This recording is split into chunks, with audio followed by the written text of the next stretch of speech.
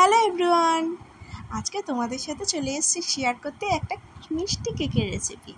Actually সার্থকের না খুব ইচ্ছা হয়েছে ওর বন্ধুদের জন্য কেক বানাবে। অনেক দিন হয়ে গেছে আমি সার্থকের জন্য কেক বানাইনি, তাই চলো আজকে সার্থকের রিকোয়েস্টে একটা ছোট্ট কেক বানানো যাক এবং তার রেসিপি তোমাদের সাথে শেয়ার করি।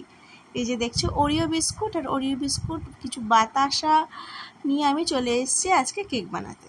অ্যাকচুয়ালি কী বলো তো, সাধারণত চিনি যেটা ডাস্ট সেটাও দেওয়া যায়, চিনি গোটাও দেওয়া যায়, কিন্তু যেহেতু মেনলি সার্থক ওর বন্ধুদের জন্য কেক বানাতে চেয়েছে এবং সার্থকও খাবে, বাচ্চাদের ব্যাপার, সেজন্য আমি এখানে খুব কম চিনি ইউজ করেছি। মেনলি ইউজ করেছি বাতাসা, অনেকটা লাল বাতাসা ইউজ করেছি, সাদা বাতাসা না, সাদা বাতাসা কিন্তু ওটা চিনি দিয়েই হয়, তাই আমি লাল বাতাসা যেটা গুড়ের বাতাসা সেটা ইউজ করেছি। এইখানে নিয়ে নিয়েছি দুটো ডিম। অ্যাকচুয়ালি জানো তো, বাচ্চাদের না যত মিষ্টিটা কম দেওয়া যায়, মানে চিনি কম দেওয়া যায়, ততই ভালো। তার বদলে বাতাসা বা মিছরি ইউজ করাটা বেটার, গুঁড়ো ইউজ করা যেতে পারে। চলো দেখাই। দুটো ডিমকে ফেটিয়ে নিয়ে ভালো করে মিক্স করে ঠিক এইরকম একটা টেক্সচার আনতে হবে, যাতে ডিমটা যত ভালো মিক্স হবে, এরকম ফেনা ভাবটা আসবে, ততই কিন্তু কেকটা খুব ভালো স্পঞ্জি হবে। দেখো নিয়ে নিলাম এখানে আমি এই কাপের 1.5 কাপ মতন ময়দা। অ্যাকচুয়ালি যেটা কফি মাগ বলে ওই মগের 1 মগ নিলেই হয়ে যায়, কিন্তু এটা তো কফি মাগ না, এই জন্য আমি এখানে 1.5 কাপ মতন ময়দা নিয়েছি। ময়দাটা কিন্তু খুব ভালো করে মিক্স করতে হবে, যাতে কোনো রকম কোনো ডেলা না থাকে। ডেলাটা থাকলে না কেকটা হওয়ার পর সেটা মুখে যখন পড়ে খুব বাজে লাগে। তবে জানো তো, আজকে না আমার কাছে কোনো ড্রাই ফ্রুটস ছিল না, কারণ আমার ছেলে হঠাৎ করে বায়না শুরু করেছে।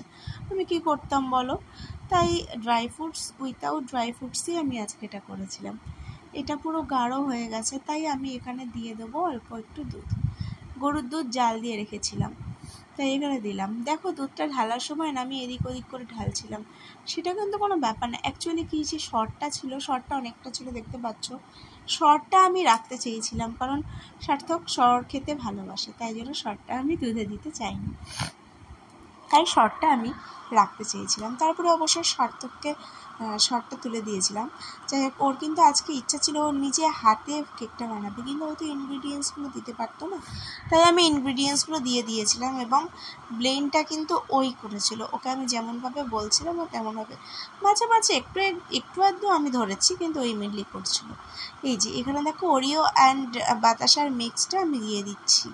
এর মধ্যে কিন্তু আমি সামান্য চিনি, খুব সামান্য 2 থেকে 3 চামচ, মানে প্লাস্টিকের চামচের 2 থেকে 3 চামচ চিনি নিয়ে ডাস্ট করে নিয়েছি। মেনলি কিন্তু আমি বাতাসা দিয়েছি, আর কেকটা কিন্তু খুব মিষ্টি আমি করব না, তার কারণ ওই বললাম বাচ্চাদের খাওয়ার ব্যাপার।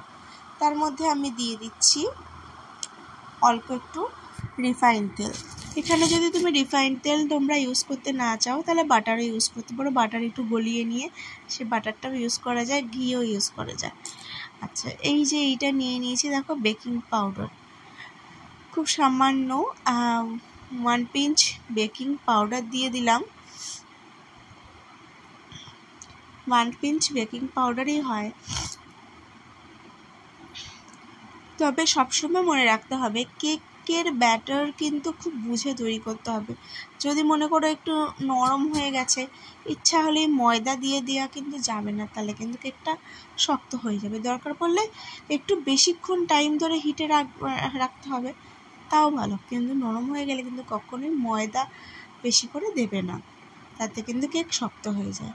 এই যে এইটা দেখেছো, দিলাম হলো বেকিং সোডা, তারপরে দিয়ে দিচ্ছি ভ্যানিলা এসেন্স। আমি এখানে 2 চামচ মতন ভ্যানিলা এসেন্স দিয়েছি। আর কেকে আমি এখানে 2টো ডিম দিয়েছি, তোমরা চাইলে 3টে ডিমও দিতে পারো। ডিমের ব্যাপারটা বললাম, যত ভালো ফেনা হবে তত স্পঞ্জি হবে। 3টে ডিম দিলেও অসুবিধা নেই, 3টে ডিমও দেওয়া যায়, তাতে আরও স্পঞ্জি হবে কেক। তো আমি 2টো ডিমই দিয়েছি, কারণ আমি কেকটা খুব বড় হবে না, ব্যাটার দেখেই বুঝতে পারছো। সার্থক একটু নাড়াচাড়া করার পরে আমি একটু নাড়াচাড়া করেছিলাম। তারপরে দেখো একটা বাটির মধ্যে কাগজ দিয়ে চারিদিকটা আটকে দিয়ে তার মধ্যে একটু রিফাইন তেল দিয়ে ব্যাটারটা ঢেলে দিলাম। ব্যাটারটার গাঢ়ত্বটা মোটামুটি আমি ঠিক দেখাতে পারলাম না, হয়তো বাটিটা চাপা পড়ে গেল, তোমরা বুঝতেই পারছো, তবু আই থিঙ্ক যে খুব নরম খুব পাতলা কিন্তু হয়নি। তো যাই হোক, তারপর ওই বাটিটাকে প্রেশার কুকারে বসিয়ে দিয়ে আমি ওয়েট করতে করতে ভাবলাম খেয়ে নিই। দেখেছো আমার রাতের ডিনার, 2টো রুটি নিয়েছি, ডিমের তরকারি নিয়েছি। আমি কিন্তু মোটামুটি 8:30টার মধ্যে খেয়ে নিই। আজকে কেকটা তৈরি করছিলাম বলে ওটা 9টা হয়েছে, 8:30টার মধ্যে আমি ন্যাচারালি ওটসটা খেয়ে নিই। তবে আজকে খেয়েছিলাম হলো রুটি আর ডিমের তরকারি। তোমরা কারা কারা 8:30টার মধ্যে ডিনার করতে পছন্দ করো আমাকে কিন্তু কমেন্টে জানিও। জানো তো 8:30টার মধ্যে ডিনার করা কিন্তু খুব ভালো। এই যে দেখছো কেক বানানো হয়ে গেছে, তারপরে চলে এলাম, সার্থক বসে গেছে এখন কেকটা কাটতে। কেকটা কেটে ও একটুখানি দেখবে। আসলে কেকটা আমি তোমাদেরকে বলে দিই টাইমিংটা, 8 ঘন্টার একটু বেশি রেখেছিলাম, কারণ ব্যাটারটা একটু পাতলা হয়েছিল।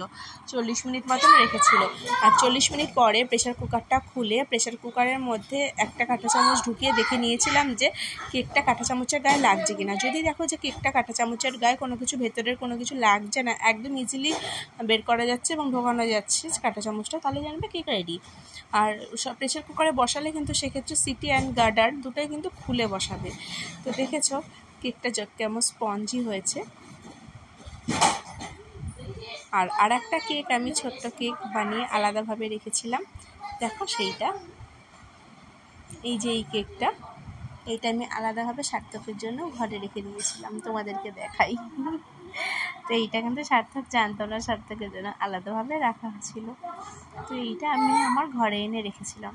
তো আমরা এইভাবে যে কেকটা বানালাম, তোমরা কিন্তু একবার এইভাবে ট্রাই করতে পারো কেমন হলো কেকটা, সেটা কিন্তু আমাদেরকে অবশ্যই জানিও। বাচ্চাদের জন্য কিন্তু এটা খুব হেলদি। আমার মনে হয় বাইরে বিভিন্ন ক্রিম জাতীয় খাবার ইত্যাদি এই সমস্ত খাবার থেকে এইভাবে ঘরে কেক বানিয়ে বাচ্চাদেরকে সার্ভ করলে বাচ্চারা খুব আনন্দ পায়। তোমরা অবশ্যই টেস্ট করো। আজকের মতন বাই বাই।